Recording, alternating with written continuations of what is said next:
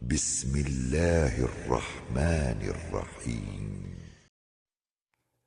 Nə üçün uzağa aid işarə vəzliyindən istifadə edilmişdi? Məlum olduğu kimi, ərəb dilində zəlikə işarə vəzliyi uzaq məsafə üçün nəzərdə tutulmuş işarə vəzliyidir. Bu baxımdan zəlikəl kitabu ifadəsinin mənası o kitab olmalıdır. Lakin Quran insanların ixtiyarına verildiyinə görə burada yaxın məsafə işarə edilir. Həzə bu işarə vəzliyindən istifadə edilərək həzəl kitabu bu kitab deyilməlidir.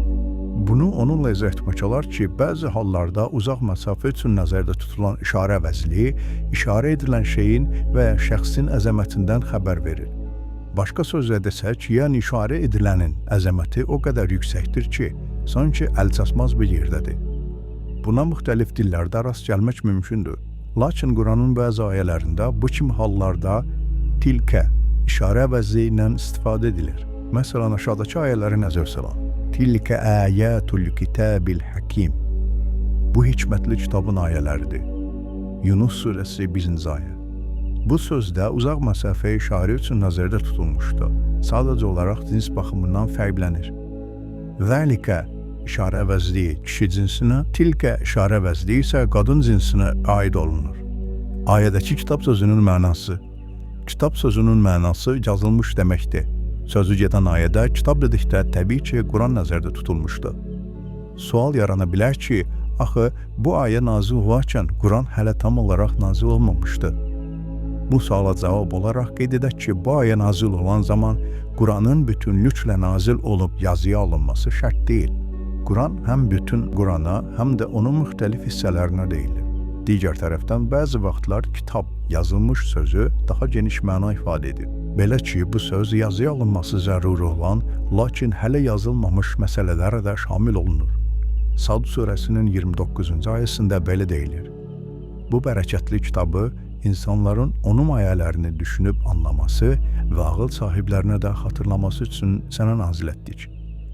Sad surəsi 29-cu ayə.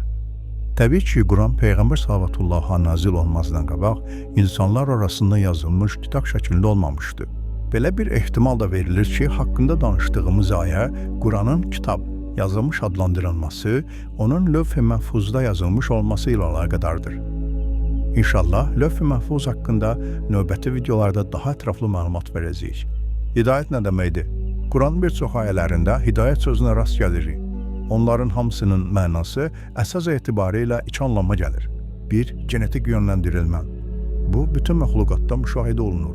Genetik yönləndirilmə dedikdə, bütün yaradılmışların yaradılış sistemində və dünyadakı mövcud nizam əsasında Allahın nəzarəti altında yönləndirilməsi nəzərdə tutulur. Quran-Kərimdə bununla bağlı Hz. Musa əleyhissalamın dilindən belə deyilmişdir. Rəbbimiz hər bir varlığa mövcud olması üçün lazım olan hər bir şeyi verib, sonra da doğru yol göstərəndir. Taha surəsi 50-ci ayə. 2. Dini yönləndirmə. Bu proses peyğəmbərlər və səmavi kitabların vasitəsilə həyata keçirilir. İnsanlar onların təlim-tərbiyəsi nəticəsində təkamül yolunda irəliləyir. Yönləndirilmənin bu növündə də Quran-Kərimin bir çox ayələrinə toxunulmuşdur. Misal üçün, aşağıdakı ayəyə diqqət yetirək. Biz onları əmrimizlə hidayət edən imamlar təyin etmişik. Ənbiya surəsi 73-cü ayə. Səzdə surəsi 24-cü ayə. Nə üçün Quran yalnız təqvalı insanlara doğru yol göstərir? Heç şübhə yoxdur ki, Quran bütün insanları doğru yola yönəltmək üçün nazil olunmuşdur. Bunu nəzərə alsaq, bəs onda nəyə görə haqqında danışdığımız ayədə bu səmavi kitabın yalnız təqvalılara doğru yol göstərdiyini qeyd etmişdi?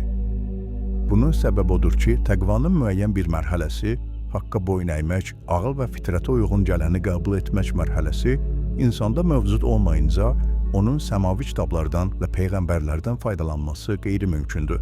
Başqa sözlə desək, imanı olmayan insanlar iki qismə bölünürlər. Bir qismi hələ iman gətirməyib, lakin haqq axtarışında olanlardır. Onların qəlbində təqvanın yuxarıda qeyd etdiyimiz mərhələsi mövcuddur. Yəni, harada haqqı tapsalar, onu qəbul edərlər. İkinci qismi isə inadkar, yersiz təəssübkeşlik edən və nəfsani istəklərə uyan insanlardır. Onlar nəinki haqq axtarışına deyirlər, əksinə, harada haqqı tapsalar, onun qarşısını almağa çalışarlar. Təbii ki, Quran və eləcə də ondan əvvəlki digər səmavi kitablar birinci dəstə üçün faydalı olmuş və olmaqdadır. İkinci dəstə isə ondan heç bir fayda görməz. Burada subyektin subyektivliyi ilə yanaşı, onun bu və ya digər işi görmək üçün bacarıq və ləyaqəti də şərtdir. Bu amil həm genetik, həm də dini yönləndirilmədə əsas şərtlərdən biridir. Məsələn, şoran torpağa 1000 dəfə də yağış yağsa, orada heç vaxt taxıl bitməz. Taxılın bitməsi üçün onun əkildiyi torpaq əlverişli olmalıdır ki, yağan yağışdan faydalana bilsin.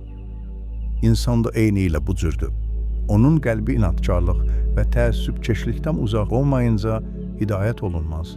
Buna görə də Allah Teala buyurur ki, bu kitab təqvalılara doğru yol göstərir. Əgər sən də Quranı dərk edərək oxumaq istəyirsənsə, abunə ol və birlikdə öyrənək.